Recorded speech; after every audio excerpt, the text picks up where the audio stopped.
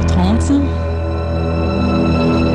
C'est Crime Story, les rendez-vous d'Alfred Hitchcock racontés par Serge Sauvian. Aujourd'hui, le meilleur endroit pour mourir de Brian Walton.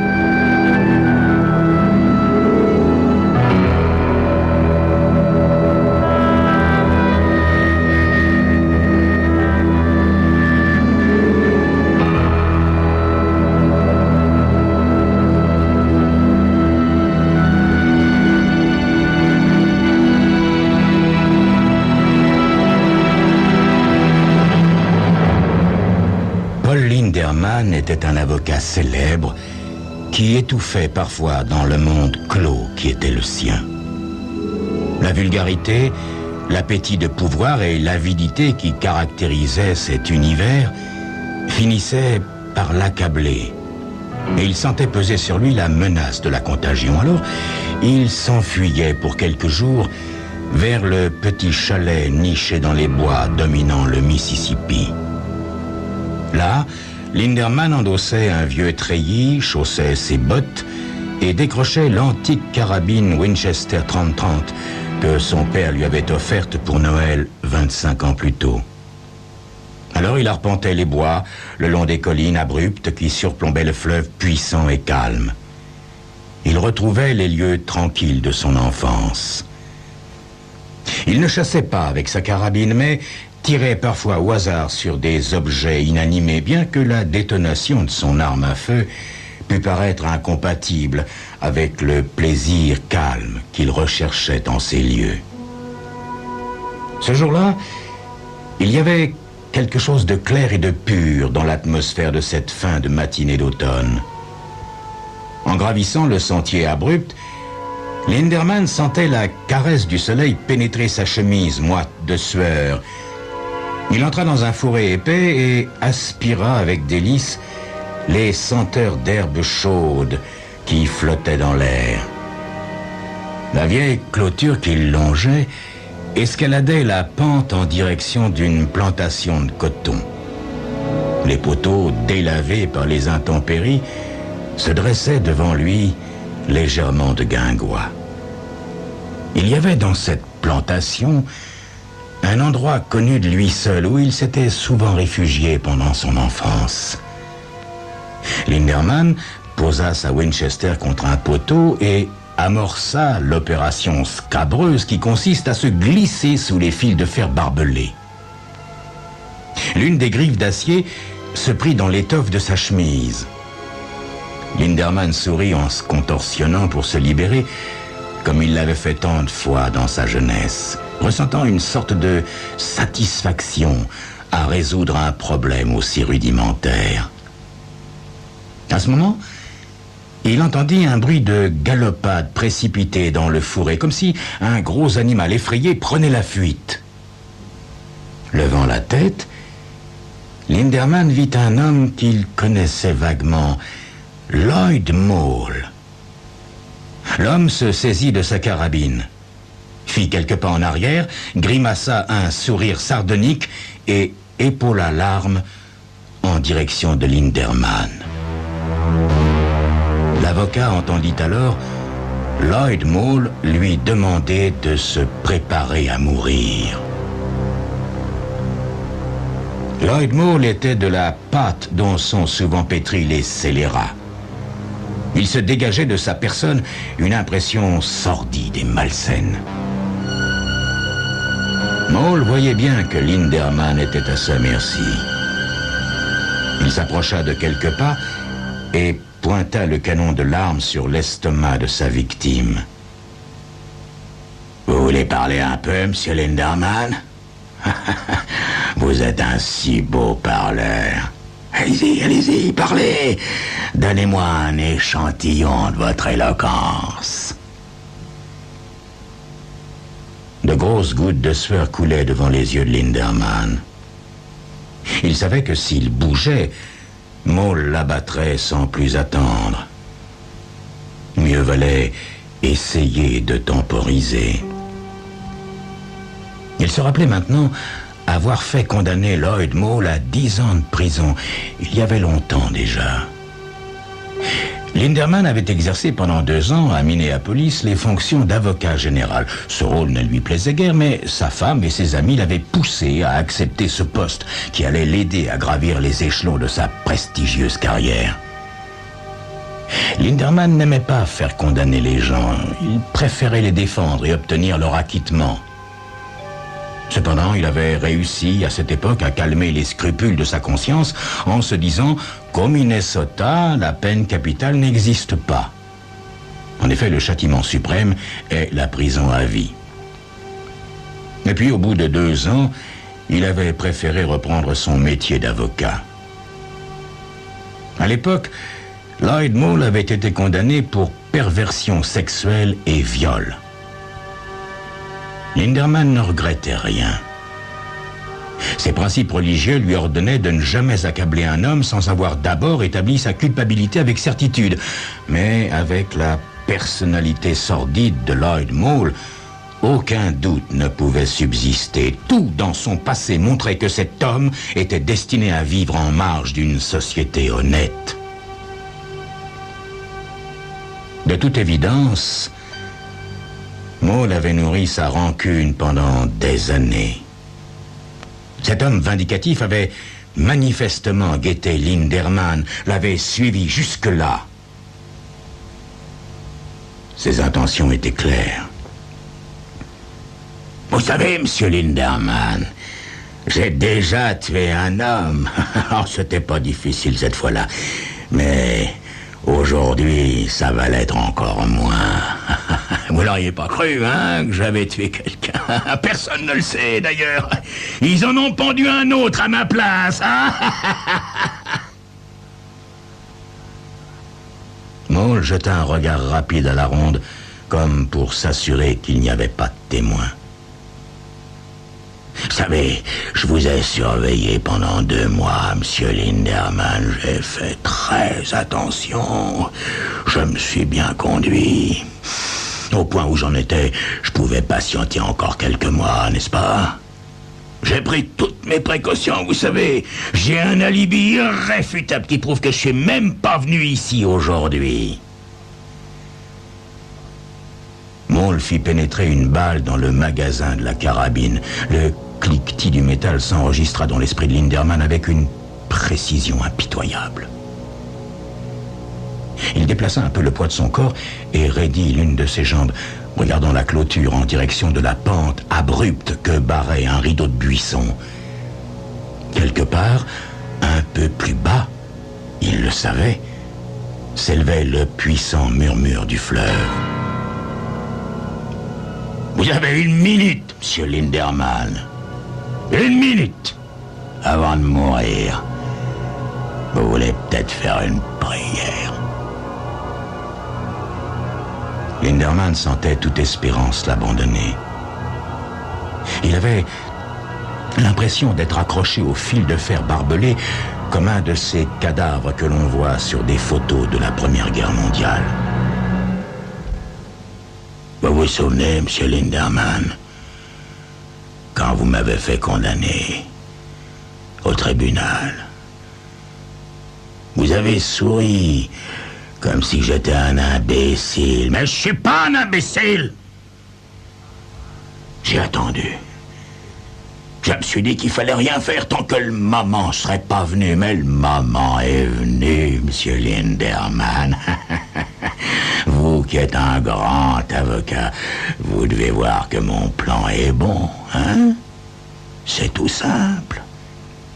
En passant sous une clôture, vous vous tirez une balle. C'est un accident. Un accident comme il en arrive tous les jours.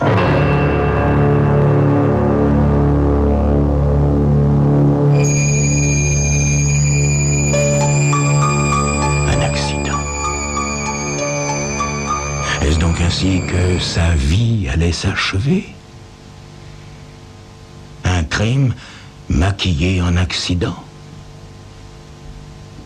C'est ce que vous saurez dans quelques instants.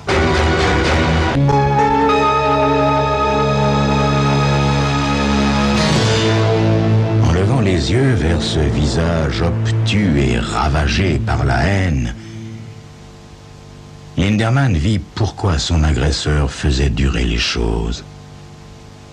Lloyd Mole voulait savourer la joie de le voir implorer sa pitié, supplier, se traîner dans la poussière, bref, se comporter de telle façon que même une larve comme Mole se sentirait supérieure.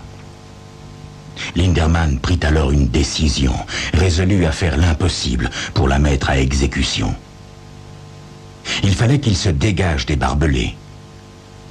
Le fleuve n'était qu'à 30 mètres plus bas. Il n'aurait qu'à se laisser rouler sur la pente. Il fit un brusque mouvement en avant. Il eut l'impression que l'arme lui éclatait en plein visage, mais c'est dans le ventre qu'il sentit le coup. Une douleur aiguë et brûlante d'abord, qui s'estompa bientôt pour ne plus devenir qu'un vague malaise, semblable à celui que l'on ressent après avoir reçu un coup un peu violent.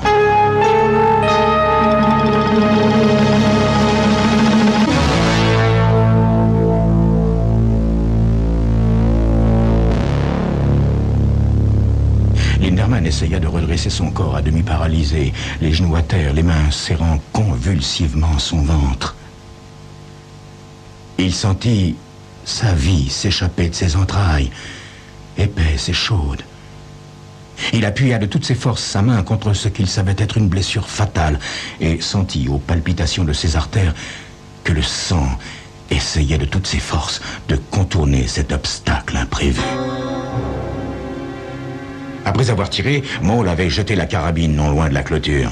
« J'aurais pu vous tirer dans la tête, monsieur Linderman, mais ça ressemble davantage à un accident, cette blessure au ventre. Maintenant, j'ai tout mon temps, j'ai pas à me presser. Je reste là à vous regarder.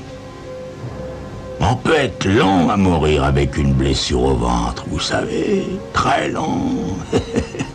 Je m'en suis aperçu à la guerre. » À ce moment, un sursaut de haine souleva littéralement le corps de Linderman, et, les genoux toujours au sol, il se redressa à demi, secoué d'un long frisson. Il n'avait jusqu'ici jamais éprouvé cette haine féroce, mais elle avait peut-être toujours été présente en lui. Par contre, la douleur était pratiquement inexistante. De toute façon, il cessa de considérer comme un fait inéluctable la mort qui le menaçait. Sa résolution farouche de tenter quelque chose revint brutalement, impérativement. Une fois de plus, il s'insurgea contre la terrible injustice dont il était victime. Sa propre existence qu'il avait passée à servir et à aider ses semblables risquait d'être rayée d'un trait de plume par un désaxé comme Lloyd Mole. Soudain, les jambes de Linderman se détendirent et le projetèrent comme une pierre parmi le branchage des arbustes. Il roula sur lui-même, oubliant complètement les menaces proférées par son ennemi. Des souffrances mineures ne peuvent entrer en ligne de compte quand on est déjà virtuellement mort. Son seul objectif maintenant était de rester vivant assez longtemps pour mourir là où il le fallait. Vivre suffisamment de temps pour que, en mourant, il puisse déjouer le plan de Lloyd Mole et le vouer à l'enfer qu'il méritait si bien. Il fallait que justice se fasse. Il entendit Mole dévaler la pente et crier d'une voix surexcitée: « Vous sauvez pas, monsieur Linderman, à quoi bon? Vous êtes mort! C'est complètement stupide! Qu'est-ce que vous en aurez de plus ?» Roulant sur lui-même, Linderman déboula le long d'un talus herbeux rendu glissant par les pluies récentes. De sa main tendue, il sentit le contact rafraîchissant de l'eau boueuse du Mississippi. Puis, il distingua vaguement tout près du bord le contour d'un radeau enfoncé dans la vase. Il se traîna sur le sol, tomba, se dressa sur ses mains et ses genoux, puis s'effondra, haletant, près du radeau. Il étouffa une plainte et se traîna dans la vase vers le radeau. Il se sentait à bout de force, mais son ventre ne lui faisait pas mal. Seulement il commençait à se demander s'il aurait assez de force pour aller jusqu'au bout. Puis le contact avec le radeau alluma en lui une énergie nouvelle, Et en prenant appui du bout des pieds dans la boue, les épaules calées contre l'embarcation, il s'arc-bouta sur le sol. Le radeau était à demi sorti de l'eau. C'était un engin très lourd d'1,50 m sur 3 mètres environ. La vase le retenait avec une obstination de sangsue. Il entendit Maule crier quelque chose tout là-haut. Les larmes ruisselèrent le long de son visage, se mêlant à la sueur et à la boue. Il se mordit les lèvres de douleur. Maule cria comme un enfant frustré de sa récompense. « Mais arrêtez donc, restez ici, monsieur Linderman! Vous êtes mort, je vous dis !» Arc-bouté sur le sol, Linderman tenta une nouvelle fois de libérer le radeau. Et soudain, l'esquif se mit à bouger. Le pied de Linderman glissa, son corps s'affala dans la vase. Il resta allongé, frissonnant d'impuissance, mais il se souleva de nouveau avec les 2 mains cette fois. Le sang gicla dans la boue. Enfin, le radeau atteignit l'eau. Linderman se traîna derrière lui, une main crispée sur son ventre, et avançant à petits coups jusqu'à ce que le bout de sa main droite agrippe l'arrière de l'embarcation. Comme le radeau flottait au gré du courant, Linderman acheva de se hisser à bord, puis il regarda en arrière en direction de la berge dont les contours s'estompaient déjà.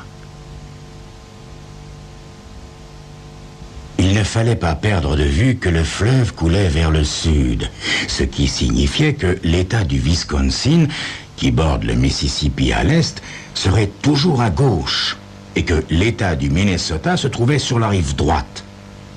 Il ne fallait surtout pas débarquer sur la rive est, dans le Wisconsin, tant qu'il n'aurait pas atteint la ville de Dubuque. Au-dessous de Dubuque, il pourrait alors aborder aussi bien sur la rive droite que sur la rive gauche, car il serait alors dans l'État d'Iowa ou dans l'État d'Illinois. Mais il fallait éviter Minneapolis et le Wisconsin à tout prix. Il concentra son esprit sur ces données géographiques. Une lourdeur sourde et lancinante lui envahit le corps, semblant pénétrer jusque dans son cerveau, comme un poison insidieux. Toute la nuit, tandis que le radeau descendait le fleuve, il resta en proie à une torpeur fébrile, le regard fixé sur les lumières floues des étoiles.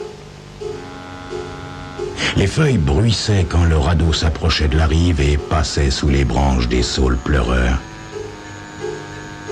Des chouettes ululaient. À la clarté de la lune, Linderman vit de nombreux troncs d'arbres flotter sur les eaux. Le fleuve montait. Il réussit à faire couler de l'eau sur son visage et parvint ainsi à rester éveillé, à ne pas sombrer dans l'inconscience. En effet, il craignait, s'il s'endormait, de ne plus jamais se réveiller. Ses yeux s'ouvraient avec peine sur un paysage gris et fiévreux. Il savait que c'était un nouveau matin, mais il ignorait de quel matin il s'agissait. Conscient seulement d'une chose, il était encore en vie, mais pour combien de temps? Il savait que son état était déplorable, mais il avait cessé de s'en inquiéter. Il sentait son cœur sauter dans sa poitrine en bonds désordonnés, et son visage était brûlant de fièvre. Il essaya d'estimer la distance qu'il avait parcourue. Il regarda la berge et jugea qu'il devait voguer à 6 km à l'heure environ. Sa montre s'était arrêtée, mais il réussit à calculer approximativement le nombre d'heures écoulées depuis le début de son équipée sauvage. Il était trop faible maintenant, il s'en rendait bien compte, pour espérer atteindre le port de Dubuque. Mais, avec un peu de chance, il devait avoir l'Iowa à sa droite. Reprenant son souffle, il attendit, osant à peine respirer et penser, de peur que l'effort ainsi fourni ne consume les dernières étincelles de vie qu'il avait jusqu'ici réussi à conserver.